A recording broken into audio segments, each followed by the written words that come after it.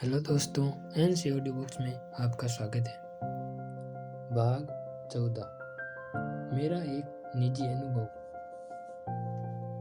मुझे एक निजी अनुभव याद आ रहा है। मैं दर्द के मारे लगभग बेहोश हुआ पड़ा था। फटे जूते पहनने से पैरों में छाले हो गए थे, जिनमें भीषण दर्द हो रहा था। मैं कैंप से कार्यस्थल तक जाने वाली लंबी कतार में लंगड़ाते हुए चल रहा था।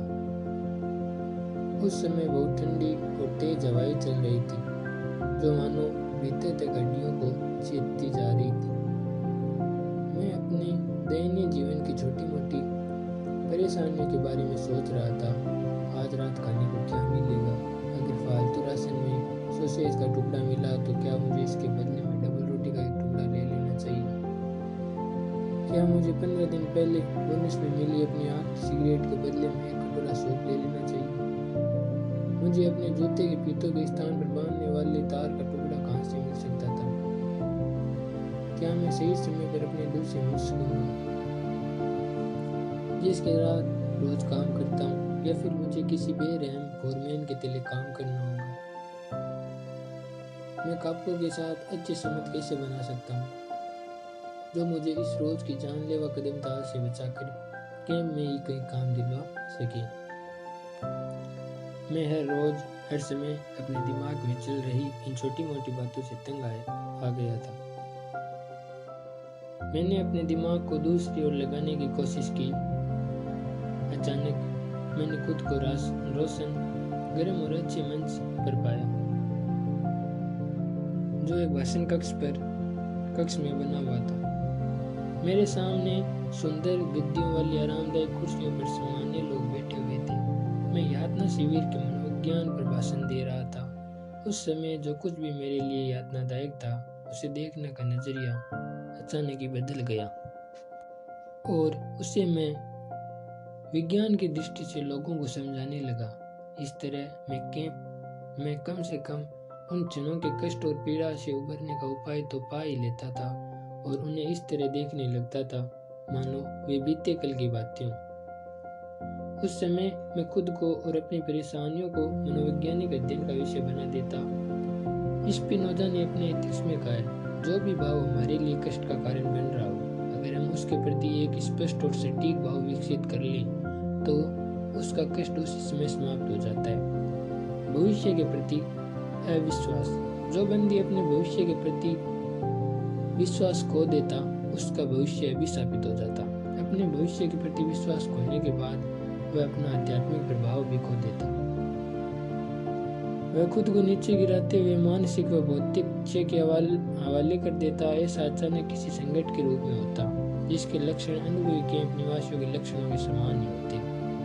हम सभी इन क्षणों से डरते थे कि वह केवल अपने लिए नहीं था, क्योंकि फिर वह निराधार होता। हम तो अपने मित्रों के लिए भी भयभीत रहते।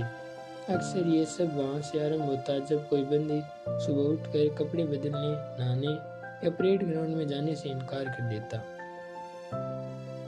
उस समय कोई भी बल प्रदर्शन, कोई भी मारपीट या धमकी अपना असर नहीं दिखाती। वह वहीं पड़ा रहता और हिलने तक से मना कर देता। अगर ये संकट किसी रोग के कारण होता तो वह रोगियों की झोंपड़ी में जाने या किसी भी तरह का उपचार तक लेने से मना कर देता। वह अपने जीवन की आस पूरी तरह से छोड़ देता और अपने मल मूत्र में लिपटा पड़ा रहता, मानो अब उसे किसी भी चीज की कोई परवाह न रही हो। एक बार मुझे जीवन के प्रति निराशा और भविष्य के प्रति विश्वास के अभाव का एक नाटकीय प्रदर्शन देखने को मिला था। एक दिन मेरे वरिष्ठ सीनियर ब्लॉक वार्डन ने मुझे अपने भरोसे में लेते हुए बताया, डॉक्टर, मैं तुम्हें कुछ बताना चाहूँगा। मैंने कल एक बहुत विचित्र सपना देखा। एक आवाज ने मुझे कहा कि मैं कुछ भी मांग सकता हूँ, बस मुझे केवल उस चीज का नाम लेना था जिसके बारे में मैं जानना चाहता था, और मेरे सभी प्रश्नों के उत्तर सामने आ जाते। तुम्हें क्या लगता है मैंने उस समय क्या जानना चाहा होगा? मैंने उस समय जानना चाहा कि मेरे लिए युद्ध का अंत कब होगा। जानते हो कि मैं पूछना क्या चाहता था, डॉक्टर? मेरा मतलब यह था कि हमारे कैंप के सभी लोग कब आजाद होंगे और हमारे कष्टों का अंत कब होगा। तुम्हें यह सपना कब आया था? मैंने पूछा। फरवरी 1945 में। उसने जवाब दिया। उस समय मार्च का महीना आरंभ हो रहा था। तुम्हारे सपने में आ रही आवाज ने क्या उत्तर दिया? धीरे से मेरे कान में फुसफुसाया। 30 मार्च। जब उसने मुझे अपने सपने के बारे में बताया, तब तक वह अपने सपने के बारे में पूरी तरह से आश्वस्त था और उसे पूरा यकीन था कि उसकी अंतरात्मा की आवाज झूठी नहीं हो सकती। धीरे धीरे वह दिन नजदीक आ रहा था, लेकिन युद्ध के मोर्चे से आने वाले समाचार सुनकर ऐसा नहीं लग रहा था कि हम उस दिन तक आजाद हो सकेंगे।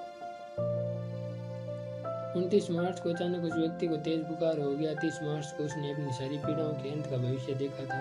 उस दिन मैं बेसुध हो गया और 31 मार्च को इस संसार से जा चुका था, जबकि लोगों के लिए उसकी मृत्यु का कारण टाइफस का रोग था।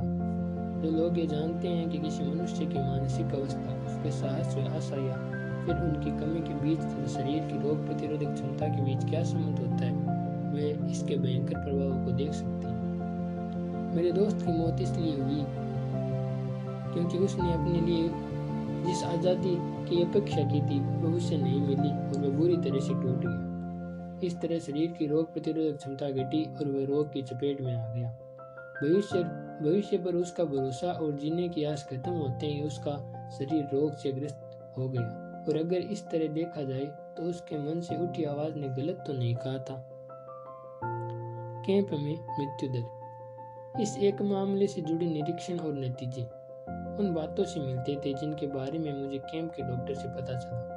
क्रिसमस 1944 तथा नव वर्ष 1945 के दौरान कैंप में मृत्यु दर पिछले सारे महीनों की तुलना में बहुत अधिक रही। उनके अनुसार इसे वहां काम करने की कठिन स्थिति से नहीं जोड़ा जा सकता और न इसे भोजन की आपूर्ति में कमी, मौसम की खराबी या किसी नई महामारी से जोड़ा जाना चाहिए। कारण केवल यह था कि अधिकतर बंदियों के मन में यह आस थी कि शायद वे आने वाले क्रिसमस तक जेल से छूटकर अपने घर जा पाएंगे। जब समय पास आता गया और इस बारे में कोई खबर न मिली तो उनका सांस टूटने लगा और मायूसी छा गई। इस तरह उनकी रोग प्रतिरोधक क्षमता पर गहरा असर पड़ा और उनमें सहने की ने दम तोड़ दिया। जैसे कि हमने पहले भी कहा, कैंप में किसी आदमी की अंदरूनी ताकत को बरकरार रखने के लिए सबसे ज्यादा यह आवश्यकता कि उसे भविष्य के लिए कोई लक्ष्य दिखाया जाए। नित्शय के शब्दों में, जिस व्यक्ति के पास जीवन जीने का कोई कारण रहा हो, उसके लिए वह सब सहन करना सरल हो जाता है जो करना जरूरी हो। बंदी से जुड़े हर तरह के मनोवैज्ञानिक शोध व साइको हाइजीनिक प्रयासों के लिए यह सूत्र वाक्य बहुत ही कारगर हो सकता है। जब भी कोई ऐसा अवसर आता तो उन्हें उनके जीवन के लिए एक उद्देश्य या क्यों देना पड़ता ताकि वे अपने भीतर से अपने अस्तित्व के भयंकर किसी का सामना कर सकें। जिस आदमी के जीवन में कोई उद्देश्य, लक्ष्य या अर्थ न रहा हो, उसे किसी तरह से जीने के लिए लुभाना आवश्यक होता है ताकि उसे लगे कि अभी जीने का कोई सार बाकी है, अन्यथा उसके लिए जीवन में कुछ विशेष न रहता। ऐसा आदमी अक्सर अपने एक ही वाक्य से सारे प्रयत्नों को निरुत्साहित करते हुए कहता, अब मुझे इस जीवन से कुछ भी पाने की अपेक्षा नहीं रही। ऐसे व्यक्ति को भला आप उसकी बात का क्या जवाब दे सकते हैं? जीवन का अर्थ। दरअसल इस समय जीवन के लिए हमारे रवैये में एक बुनियादी बदलाव की जरूरत थी। हमें स्वयं ही सीखना था। इसके अतिरिक्त उन मायूस व निराश बंदियों को भी सिखाना था कि इससे कोई अंतर नहीं पड़ता कि हम जीवन से क्या अपेक्षा रखते हैं, बल्कि देखना तो ये चाहिए कि जीवन हमसे क्या अपेक्षा रखता है। हमें जीवन से उसके अर्थ के बारे में पूछना बंद कर देना चाहिए और स्वयं को ऐसे व्यक्ति के रूप में देखना चाहिए जिससे जीवन प्रतिदिन प्रति घंटे नए नए सवाल पूछा करता है। हमारे जवाब न केवल ध्यान और बातचीत में बल्कि आचरण व कर्म में भी शामिल होने चाहिए। अंततः जीवन का असली अर्थ यही है कि हम इसकी समस्याओं का उच्चतल ढूंढने का दायित्व उठाएं और उन सभी कामों को पूरा करें जो जीवन ने प्रत्येक व्यक्ति के लिए तय कर रखे हैं। ये काम और अर्थ हर व्यक्ति के लिए हर बार अलग अलग हो सकते हैं। इस प्रकार सामान्य तौर पर जीवन के अर्थ की परिभाषा देना असंभव है। हम अपने कथनों में कभी जीवन के अर्थ को परिभाषित नहीं कर सकते। जीवन का अर्थ अज्ञात व संदिग्ध नहीं हो सकता। इसे बहुत ही वास्तविक व ठोस होना चाहिए, वैसे ही जैसे जीवन के सभी कार्य वास्तविक व ठोस है। मनुष्य का भाग्य यही रचते हैं। ये हर इंसान के लिए अनूठा और अलग होता है। किसी भी मनुष्य तथा उसके भाग्य की तुलना दूसरे मनुष्य या उसके भाग्य से नहीं की जा सकती। कोई भी परिस्थिति स्वयं को दोहराती नहीं है, प्रत्येक परिस्थिति अपने लिए एक अलग प्रतिक्रिया चाहती है। कई बार इंसान जिन परिस्थिति में होता है, हो सकता है कि कर्म के माध्यम से अपना भाग्य रचने के लिए उसे उसी परिस्थिति की आवश्यकता हो। कभी कभी उसके लिए यह भी बहुत लाभदायक हो सकता है कि वह किसी अवसर का लाभ लेते हुए मनन करे और इस प्रकार सामने आए अवसर को पहचाने। साथ ही कई बार उसके लिए यह भी जरूरी होता है कि वह अपना भाग्य स्वीकार कर ले और अपनी सलीब को ढोने के लिए तैयार हो जाए। हर परिस्थिति अपने अनूठेपन के कारण ही सबसे अलग होती है और उस परिस्थिति द्वारा सामने रखी गई समस्या का केवल एक ही उचित हल होता है।